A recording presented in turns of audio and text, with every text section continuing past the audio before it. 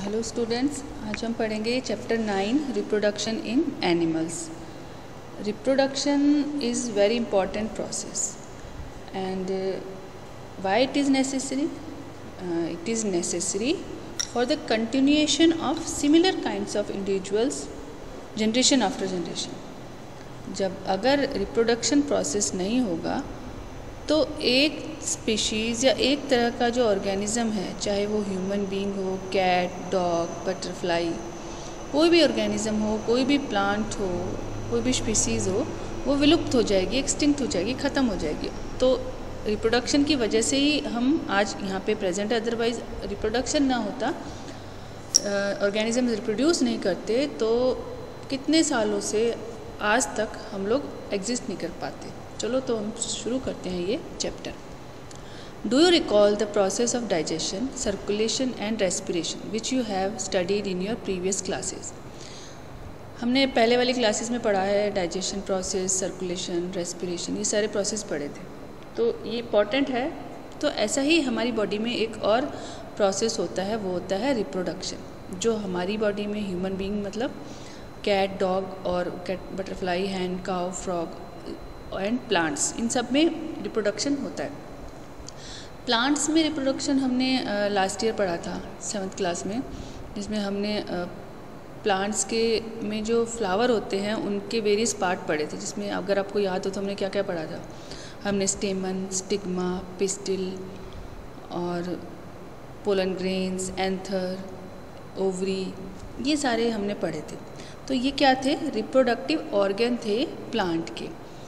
Similarly, animals also have reproductive organs and animals reproduce by two modes of reproduction. There are two modes of reproduction and they are what? They are sexual reproduction and asexual reproduction.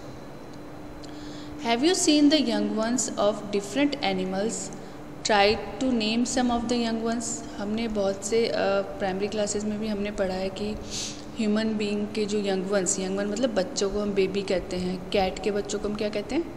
Kitten कहते हैं, dog के बच्चे को puppy, butterfly को caterpillar, हैन का चिक, या birds के जो बेबी होते हैं, यंग वंस होते हैं, उनको हम चिक कहते हैं, चिकन कहते हैं। काऊ, काफ कहते हैं। लॉयन के बेबी को हम क्या कहते हैं? कब कहते हैं।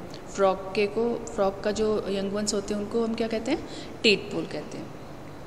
तो ये हमने छोटी क्लासेस में पढ़ते थे हम। तो यही तो रिप्रोडक्शन के नतीजे होते हैं। Can you tell how chicks and caterpillar are born? क्या आप बता सकते हो ये पैदा कैसे होते हैं?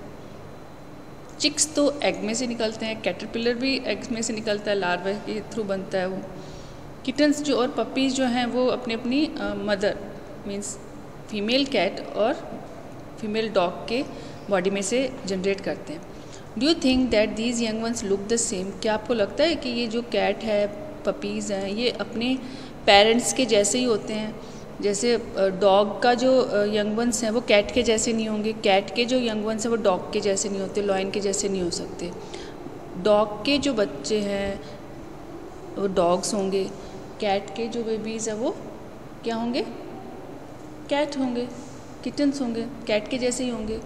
ऐसा नहीं है ना कि बर्ड्स के साथ कैट का जो कोई बेबी है वो बर्ड बन के आ जाए, बर्ड हो जाए, नहीं हो सकता। So this is the reason and like this we can say that reproduction is a process जिसमें सिमिलर काइंड ऑफ ऑर्गेनिज्म ही प्रोड्यूस होते हैं।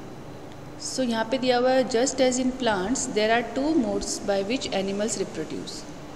These are sexual reproduction and asexual reproduction. Sexual reproduction हम पहले पढ़ते हैं। Try to recall reproduction in plants. हमने recall कर लिया है ऑलरेडी। तो you will remember that plants that produce sexually, हमने क्या पढ़ा था वहाँ पे? मेल एक ऑर्गन होगा फ्लावर में और एक होगा फीमेल ऑर्गन, फिर वो रिप्रोडक्टिव पार्ट्स थे फ्लावर के, है ना। तो ऐसे ही एनिमल्स में भी रिप्रोडक्टिव बॉडी पार्ट्स होते हैं प्लांट्स के जैसे। Like plants reproductive part in animal also produce gametes. तो प्लांट्स के जैसे एनिमल्स में भी गैमेट्स बनते हैं। फीमेल गैमेट यानी जो लेडी, मदर, गर्ल, तो वो फीमेल गैमेट होता है। और जो gamete male, father, boy, man, ये जो है सारे ये मेल गैमेट प्रोड्यूस करते हैं। मेल गैमेट और फीमेल गैमेट जब एक साथ फ्यूज़ हो जाते हैं, मिक्स हो जाते हैं, तो वो बनाते हैं zygote. It is a zygote which develops into a new individual. वो जाइगोट ही होता है जो बाद में डिवाइड होके क्या बनाता है, नया इंडिविजुअल बनाता है, नया बेबी बनाता है।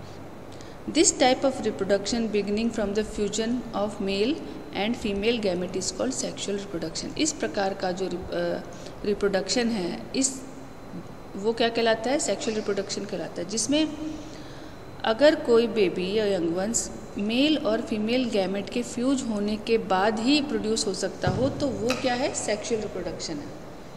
Let us find out the reproductive parts in human and study the process of reproduction. तो चलो हम ह्यूमन बॉडी के जो रिप्रोडक्टिव पार्ट्स हैं उनको पढ़ते हैं। सबसे पहले हम पढ़ेंगे मेल रिप्रोडक्टिव ऑर्गन्स, मीन्स जो man, male means man, boy, father.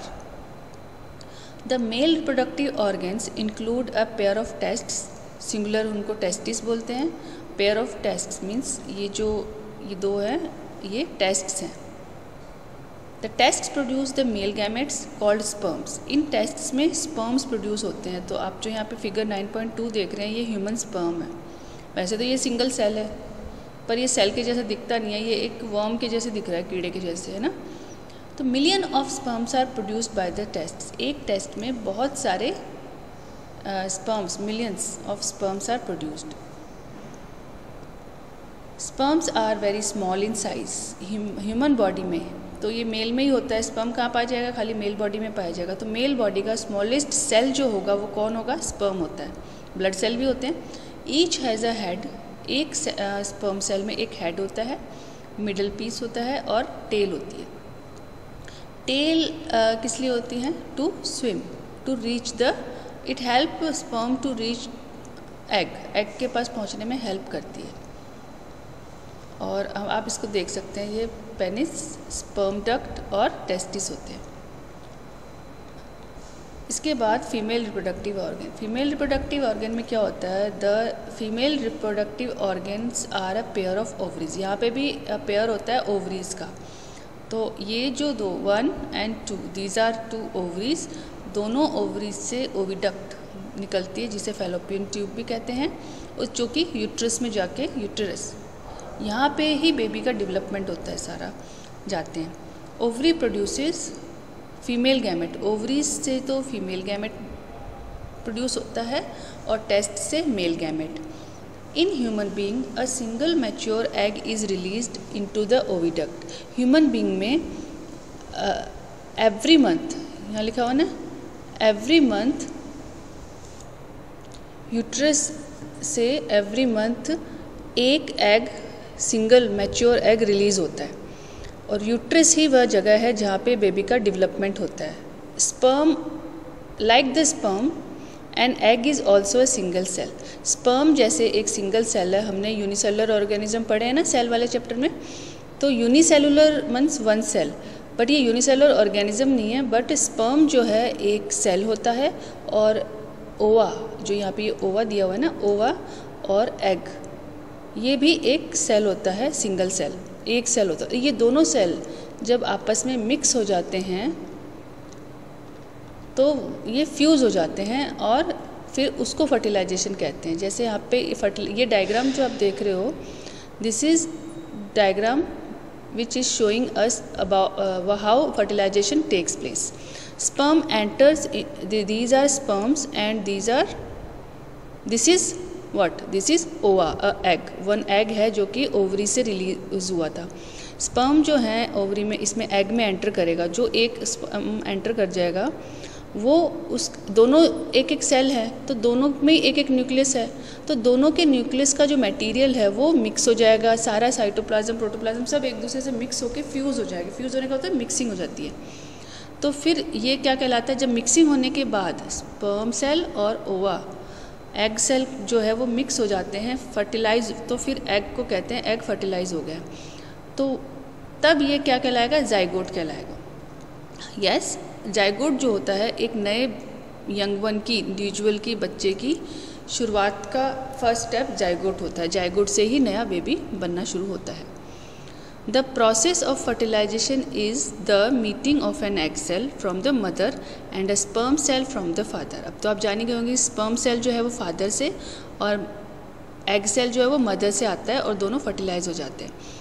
तो न्यू इंडिविजुअल जो है, इसीलिए तो जो नया इंडिविजुअल होता है, नया बच्चा होता है, उसमें मदर और फादर दोनों के कैरेक्टर्स होते हैं।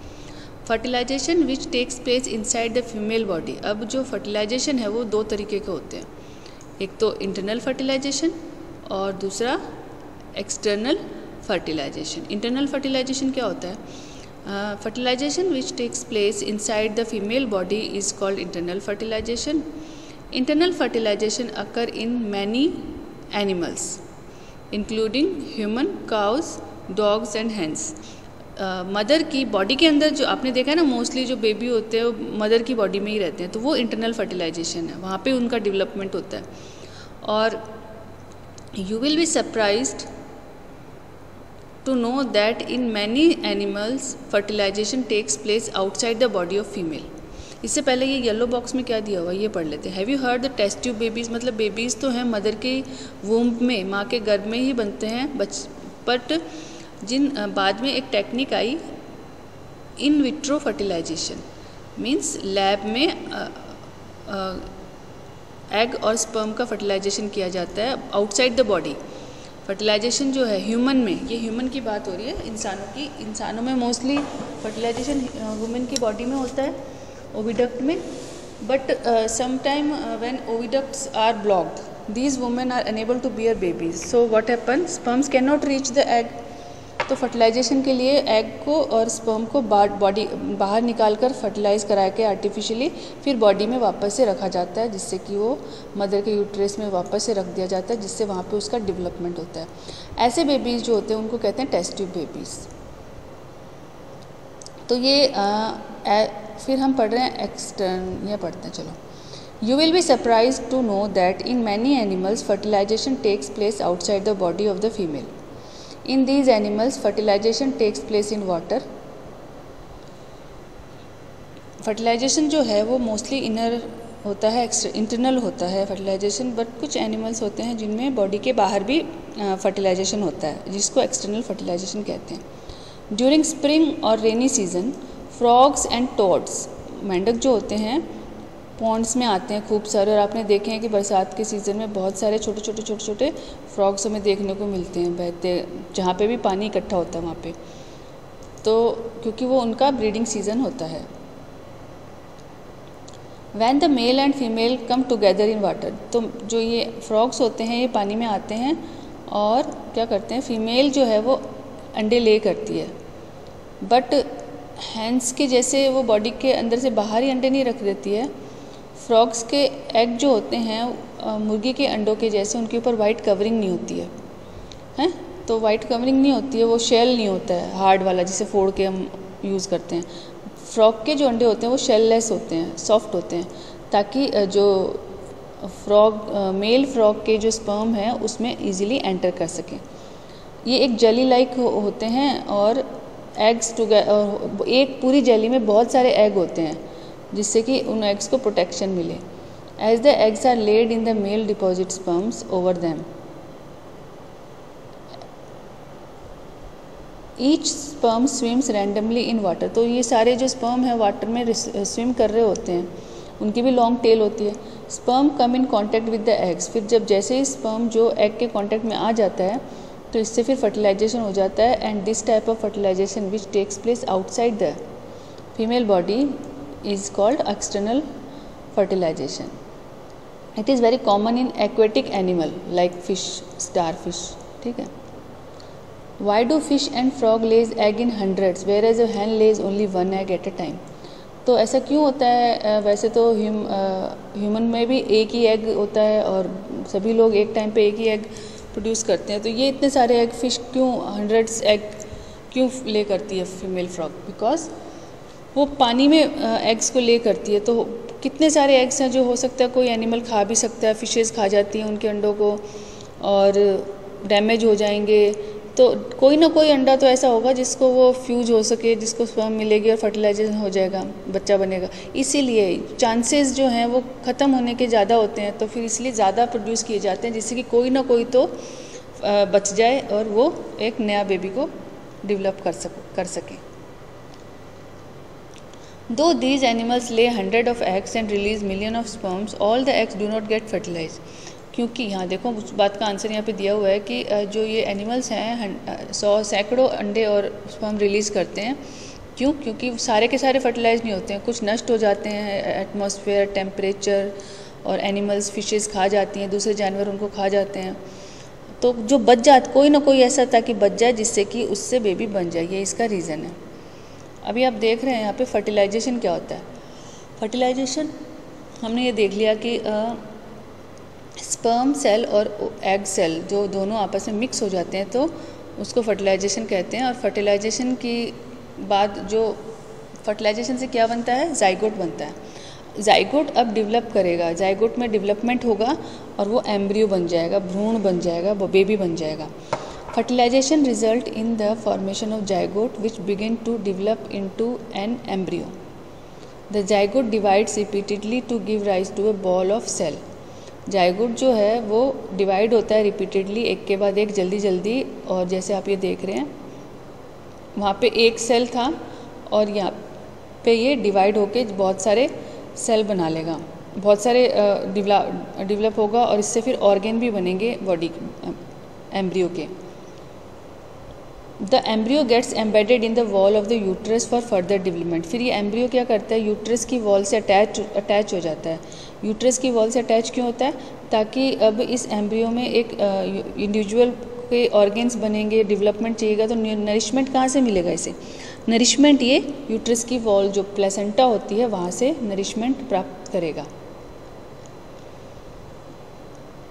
The stage of the embryo in which all the body parts can be identified is called fetus. जब एम्ब्रियो जो है वो डेवलप होने के बाद उसमें बॉडी पार्ट्स बनने लग जाते हैं ऑर्गेनिज्म के, तब वो उस स्टेज को क्या कहते हैं, फीटस कहते हैं। तो अब जब आप देख रहे हैं ये एम्ब्रियो जो था उसमें एक बेबी बन गया, तो अब ये फीटस है। ये क्या है? यूट्रस है जो मदर का वूम्ब होता है, गर्भ होता है वो। फिर ये बच्चा जब पूरा बन जाता है एक पर्टिकुलर टाइम के बाद ये बाहर रिलीज़ कर दिया जाता है ह्यूमन बॉडी से, नेचुरली भी और बाय सर्जरी भी।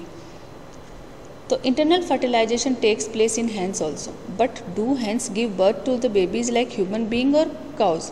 तो जो मुर्गी है उनमें भी तो इंटरनल फर्टिलाइजेशन ही हो जाता है।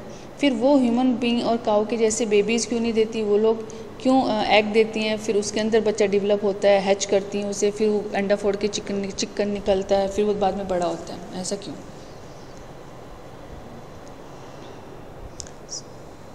सून आफ्टर फर्टिलाइजेशन, फर्टिलाइजेशन के बाद क्या होता है, जाइगोट जो है वो डिवाइड होता है रिपीटेडली और ओविडक्ट में चला जाता है। ओविडक्ट हमने देखी थी ना, ओविडक्ट कहाँ थी? This is oviduct. अंडा जो एग जो है रिलीज हुआ, जाइगोट जो फर्टिलाइज होने के बाद ओविडक्ट में चला गया।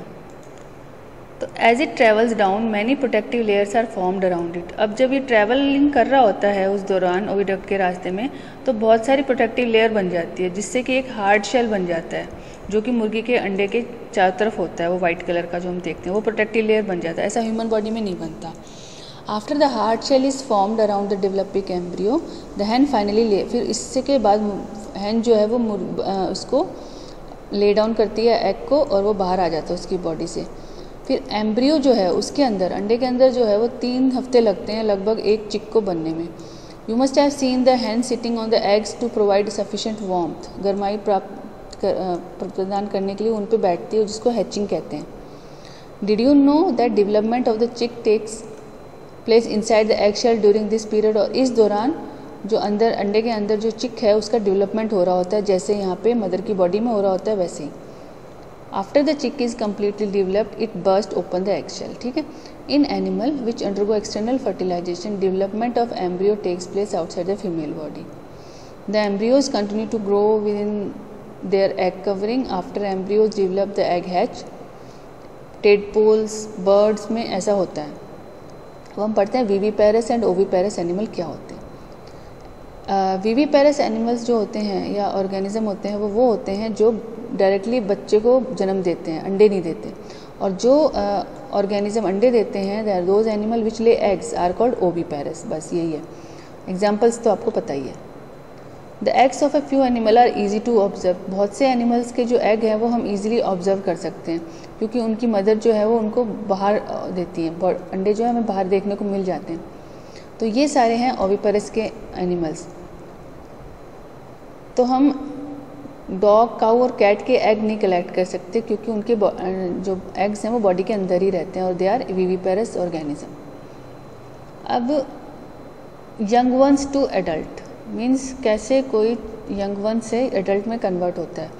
ह्यूमन बीइंग में तो आपको पता ही है कि जो यंग वंस हैं वो छोटे क्या होते हैं, छोटा बच्चा होता है, फिर वो बाद में धीरे धीरे बड़ा होता है। हम सब देखते हैं, हमने आपसे पास काऊ, डॉग, इनके पपीज़ को बड़ा हुआ देखा है, गाय के बच्चे को, कैट को, बच्चे जो किटन होते हैं उनको।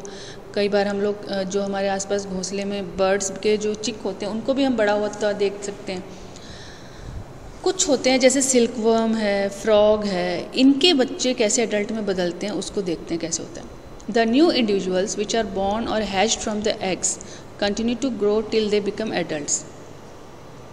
जब तक एडल्ट का मतलब वयस्क, बड़े हो जाना, जैसे कि हमारे पेरेंट्स होते हैं, और जो बच्चे होते हैं, तुम लोग जो हो वो क्या हो, यंग वंस हो, और तुम्हारे पेरेंट्स या मैं, टीचर, जो बड़े लोग हैं 18 ईयर के या 15, 16, 17 ईयर के ऊपर के जो लोग होते हैं उन्हें एडल्ट्स कहते हैं। In some animals the young ones में look very different from the adult. कई बार आपने देखा है कि यंग वंस और एडल्ट्स जो हैं वो बिल्कुल ही मिलते नहीं हैं। जैसे इंसानों में तो क्या होता है, बच्चे के भी वही दो हाथ, दो पैर, आँखें, कान, नाक, मुँह और बॉडी ऑर्गन सारे सेम रहते हैं जैसे कि एडल्ट के। बड़ा होने के बाद भी बस वो साइज़ बड़ी हो जाएगी, बट वो बॉडी का वो ऑर्गन्स वैसे ही रहेंगे। बट कुछ ऑर्गेनिज्म ऐसे होते हैं जिनमें यंग वंस अलग तरीके के होते हैं और उनके एडल्ट दूसरे तरीके के दिखते हैं, देखने में सेम नहीं होते हैं। जैसे कि सिल्कवर्म। सिल्कवर्म में आपने देखा होगा सिल्कवर्म की लाइफ साइकिल। तो सिल्कवर्म में भी क्या होता है कि पहले एग होता है, लार्वा बनता है उससे, फिर कैटरपिलर प्यूपा बनता है, फिर वो एडल्ट बटरफ्लाई बनता है, जो हमने 7th क्लास में पढ़ा था।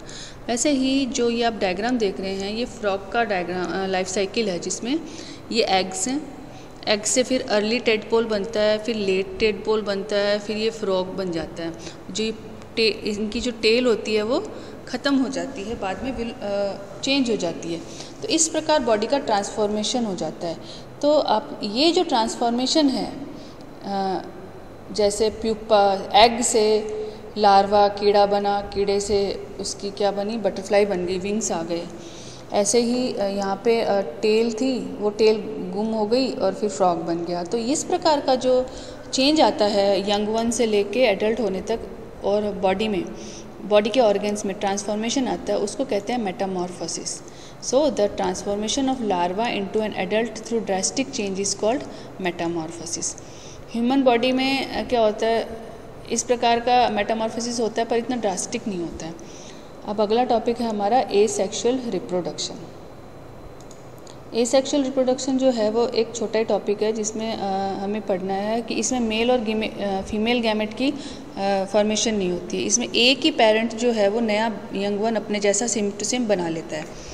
ये वैसे ही है जैसे एक पेपर को, एक रेक्टेंगुलर पेपर लो, उसको फोल्ड करो, 2 फोल्ड करके इसे उसके 2 टुकड़े कर दो, तो वो दोनों क्या हो गए, हैं तो कागज़ ही, बस उनकी शेप अलग होगी, बाद में वो बड़े हो जाएंगे। ऐसा ही होता है।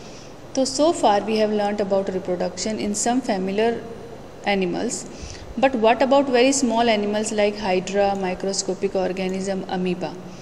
Do you know how they reproduce? वो कैसे reproduce करते हैं? तो ये देखो, आप हाइड्रा देख रहे हो, ये एक हाइड्रा है, बडिंग। हाइड्रा जो कैसे करता है, उसमें रिप्रोडक्शन बडिंग के द्वारा होता है। इसमें पहले ये जो छोटा सा पोर्शन देख रहे हो, ये क्या है, बड बनता है। ये बड धीरे धीरे डेवलप होता है। हाइड्रा एक वाटर एनिमल है, एक्वेटिक एनिमल है, छोटा सा माइक्रोस्कोपिक। हम इसको माइक्रोस्कोप की मदद से ही देख सकते हैं।